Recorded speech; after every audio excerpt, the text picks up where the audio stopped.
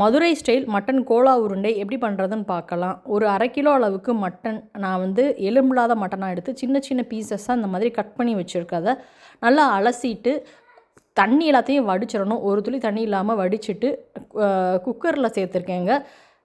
ஒரு 3 table spoon அளவுக்கு பொரிகடலையை ஈரமில்லாத மிக்சியில் போட்டு அது கூட ஒரு 1/2 டீஸ்பூன் அளவுக்கு உப்பு போட்டு நல்லா இந்த பொரிகடலை உப்பு ரெண்டையும் சேர்த்து நல்லா நுணுக்கி எடுத்து வச்சிடலாங்க. இந்த சைடு நுணுக்கி வச்சுட்டு மட்டனில் வந்து 1 டேபிள் ஸ்பூன் அளவுக்கு ஃப்ரெஷ்ஷாக அரைச்ச இஞ்சி பூண்டு விழுது சேர்த்து இது கூட நல்லா மிக்ஸ் பண்ணி விட்டுக்கோங்க. கைட்ட ஒரு 1/4 டம்ளர் அளவுக்கு மட்டும் தண்ணி சேர்த்துக்கலாம். தண்ணி அதிகமாக சேர்க்கக்கூடாது.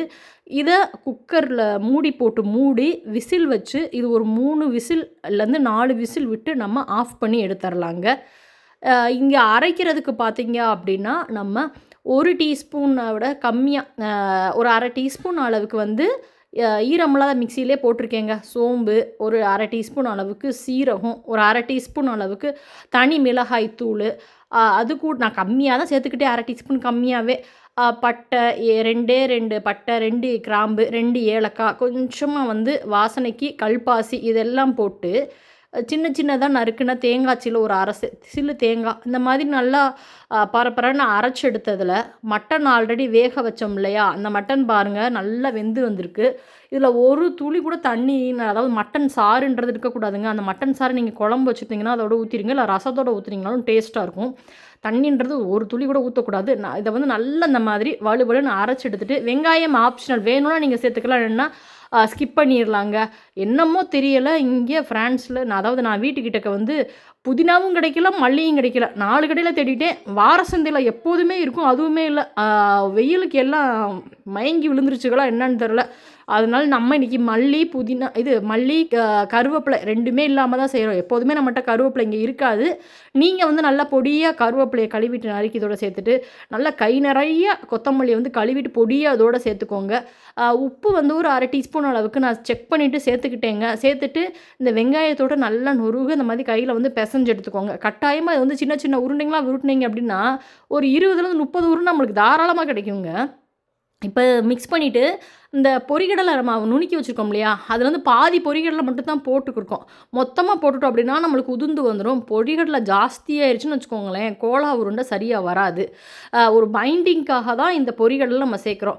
கைட்டு அந்த மாதிரி நல்லா விரவி பிசைஞ்சு விட்டுட்டு இதை வந்து சின்ன சின்ன உருண்டைகளாக நம்ம வந்து கைட்டையே நான் உங்களுக்கு உருட்டி காமிக்கிறேன். ரொம்ப குட்டி குட்டியாக உருட்டினாலும் சரி, மீடியம் சைஸில் உருட்டினாலும் சரி, இந்த மாதிரி உருண்டைகளாக நம்ம வந்து உருட்டி எடுத்துக்கிறலாங்க. உருட்டி எடுத்துகிட்டு நம்ம வந்து தட்டில் வச்சுக்கலாம். வீட்டில் குழந்தைங்க இருந்தாங்க அப்படின்னா அவங்க கிட்டக்க கொடுத்து இதை வந்து உருட்டி எடுக்க சொல்லுங்கள். இந்த மாதிரி சின்ன சின்ன உருண்டையாக உருட்டி எடுத்துக்கிட்டேங்க. நான் பார்த்தீங்கன்னா நானும் எங்கள் பாப்பாவும் சேர்ந்து இந்த மாதிரி குட்டி குட்டியாக உருட்டி இதோடு எடுத்துக்கிட்டோம். ஆக்சுவலி இந்த கோலா உருண்டையில் பார்த்தீங்கன்னா 2 டைப் ஆஃப் கோலா உருண்டை நம்ம வந்து பண்ணலாங்க. முட்டை கோலா உருண்டை, நார்மலான கோலா உருண்டை. நான் 2மே உங்களுக்கு நான் இன்றைக்கி பண்ணி காமிக்கிறேன்.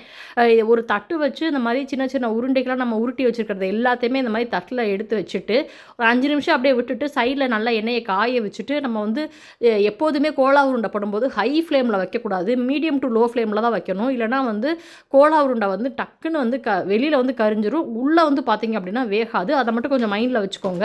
இங்கே எண்ணெய் வந்து நல்லா காய வச்சுருக்கேன். காய வச்சுருக்கிறதுல வந்து நம்ம அதே போல் வந்து நிறைய உருண்டைகள் வந்து போடக்கூடாதுங்க. ஒரு 4 உருண்டையிலேருந்து ஒரு 3 உருண்டை வந்து நம்ம வந்து போட்டால் போதுங்க. போட்டுட்டு இதை 2 பக்கம் இந்த மாதிரி திருப்பி விட்டிங்க அப்படின்னா நல்லா பொன்னிறமாக ஆற அளவுக்கு நம்ம இந்த உருண்டைகள் எல்லாத்தையுமே வேக வச்சு எடுத்துடலாம். இங்கே வந்து பார்த்திங்க அப்படின்னா நான் முட்டை கோலா உருண்டைக்கு ஒரே ஒரு முட்டையை உடச்சி ஊற்றிட்டு அதில் வந்து ஒரு 1/4 டீஸ்பூன் உப்பு, ஒரு 1/4 டீஸ்பூன் வந்து தனி மிளகாய் பொடி போட்டு நல்லா இதை வந்து கரண்டியை வச்சு நல்லா இது பண்ணி மிக்ஸ் பண்ணி விட்டுட்டு இப்போ இதில் வந்து நம்ம ரெடி பண்ணி வச்சுருந்த கோலா உருண்டையை இந்த மாதிரி முட்டையோடு சேர்த்து முக்கி அப்படியே நம்ம சுட்டு எடுத்துடலாம். இது வந்து எங்கள் அப்பா பண்ணி தருவாருங்க எங்களுக்கு, ரொம்ப நல்லாயிருக்கும். அதை வேறு பண்ணுறதோட மட்டும் இல்லாமல் அதாவது சாப்பிடுங்கன்னு வேற வந்து சொல்லுவார். நாங்கள் ஸ்கூல் படிக்கிறப்பெல்லாம் அவ்வளவு நல்லா இருக்கும். இதை அந்த ஞாபகமும் எனக்கு இப்போ வந்துச்சு, அதை உங்கள் கூட பகிர்ந்துக்கிட்டேன். இந்த மாதிரி முட்டையோடு சேர்த்து பண்ணும்போது நல்லா வெளியில் வந்து புஃப்னு வரும். அவ்வளோதாங்க. நம்ம வந்து நார்மலான கோலா உருண்டை, அதாவது எப்பயும் பண்ணுற ரெகுலர் கோலா உருண்டையும் பண்ணியாச்சு, முட்டை கோலா உருண்டையும் பண்ணியாச்சு.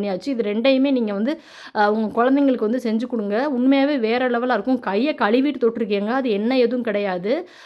இதே போல் வந்து எல்லா செட்டையும் நம்ம வந்து பொரிச்சு எடுத்துடலாங்க. நல்லா கிறிஸ்பியாகவும் சூப்பராகவும் இருக்கும். நீங்கள் ட்ரை பண்ணி பார்த்துட்டு எப்படி இருக்குன்னு உங்களோட ஃபீட்பேக்கையும் கட்டாயமாக வந்து கமெண்ட் செக்ஷனில் வந்து சொல்ல மறக்காதீங்க. நம்ம பார்த்தீங்க அப்படின்னா, இன்றைக்கி வந்து கறி குழம்போட சேர்த்து இந்த கோலா உருண்டையும் சேர்த்து தாங்க பண்ணியிருக்கோம். உங்களுக்கு ஒண்ணே ஒண்ணு பிச்சு காமிக்கிறேன் பாருங்க. வெயில் நல்ல வெயிலில வந்து பார்த்தீங்கன்னா, இப்போ வந்து 38 டிகிரி அடிக்குது. இப்போ இது வந்து பார்த்தீங்கன்னா, எக்குல பண்ண கோலா உருண்டை. சூப்பர் அண்ட் சாஃப்ட்டா இருந்துச்சு. இதே போல நீங்க இந்த அளவுகளோட செஞ்சு சாப்பிட்டு பார்த்துட்டு எப்படி இருந்துச்சுன்னு உங்க ஃபீட்பேக்கையும் சொல்லுங்க. இதே போல நம்ம இன்னொரு அருமையான இன்ட்ரஸ்டிங்கான வீடியோல பார்க்கலாங்களா? பாய்.